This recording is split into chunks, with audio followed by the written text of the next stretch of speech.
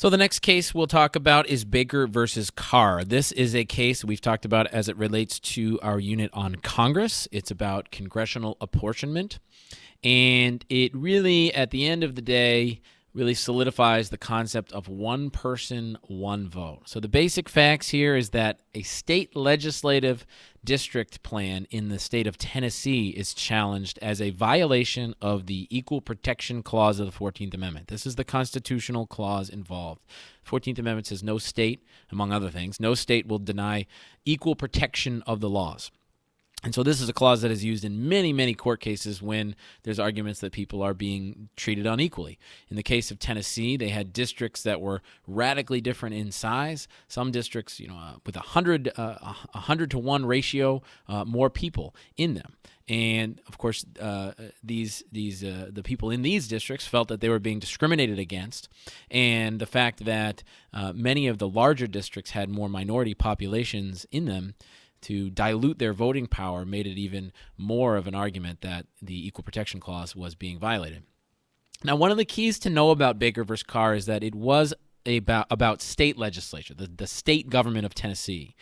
But it sets the precedent that this is an issue that can then be expanded into federal districts as well. So then there are future cases that rule that federal legislative districts for U.S. Congress seats also need to be of equal size. So really important case about congressional apportionment. Obviously, it makes sense to know what apportionment is, how it works, how every 10 years the congressional seats are reapportioned among states depending on census results.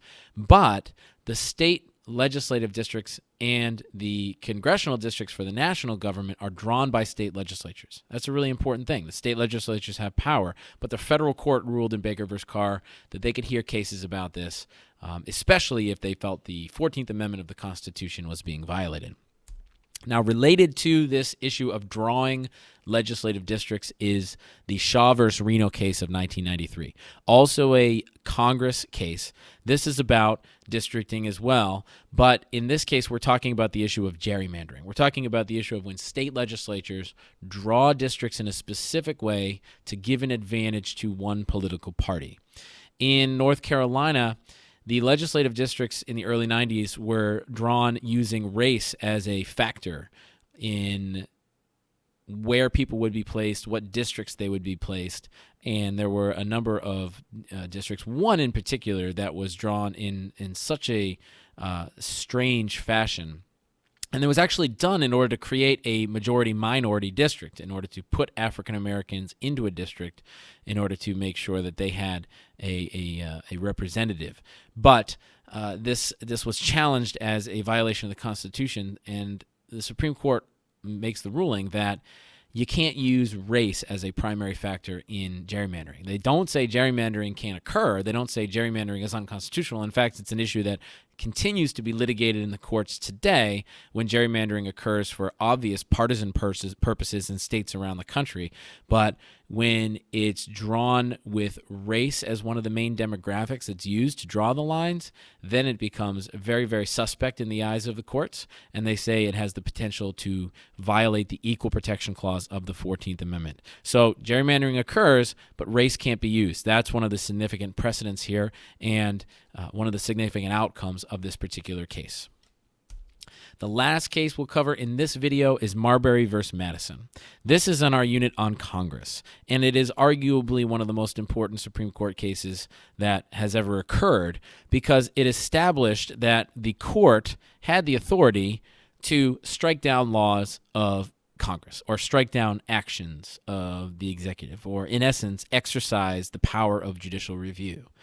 Now, the basic facts, we can keep this basic because it's a really muddled, complicated story that we don't need to get bogged down in. But what we do need to understand is that a case came before the court directly because Congress had changed the court's original jurisdiction in the Judiciary Act of 1789, saying that the court had authority to hear certain cases about issuing judicial orders.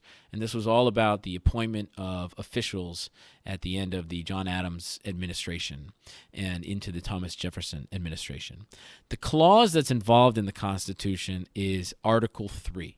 Article 3 establishes what the original jurisdiction of the court is. And it says very clearly that they have jurisdiction over cases involving ambassadors, over disputes between states, over issues of maritime jurisdiction. When the Judiciary Act of 1789 is passed, they set up the court system, and they altered the original jurisdiction of the Supreme Court and said the Supreme Court can hear cases on certain things and they can issue orders on certain things. The Marshall Court, although they actually reduced their original jurisdiction a little bit by saying the Judiciary Act doesn't give them certain powers because it can't give them certain powers, they dramatically expand the power of the court by saying, we're striking down that part of the law. We're saying that part of the law is unconstitutional. It's not in the Constitution, the power of judicial review. It's not established that they have the authority to strike down laws as unconstitutional. So Marbury v. Madison does just that. They strike down a law as unconstitutional. They say you can't modify the Constitution. It's all about Article 3 of the U.S. Constitution. That's the key clause. So it has a huge, huge lasting impact because now so much of what the court does is exercise judicial review today and throughout American history. So Marbury v. Madison establishes that they have the authority to do that. So there's one last addition I want to make to the discussion about Marbury v. Madison, and that is that another relevant clause is the Supremacy Clause of the Constitution, which is in Article 6. So when Congress passes a law, the Judiciary Act of 1789, that conflicts with the Constitution, what the Supreme Court said in Marbury v. Madison was the Constitution is supreme. And so no law can go against the Constitution because that would violate the supremacy of the Constitution itself. And that's why the Supremacy Clause is also relevant in this case and is an applicable clause of the Constitution along with Article 3.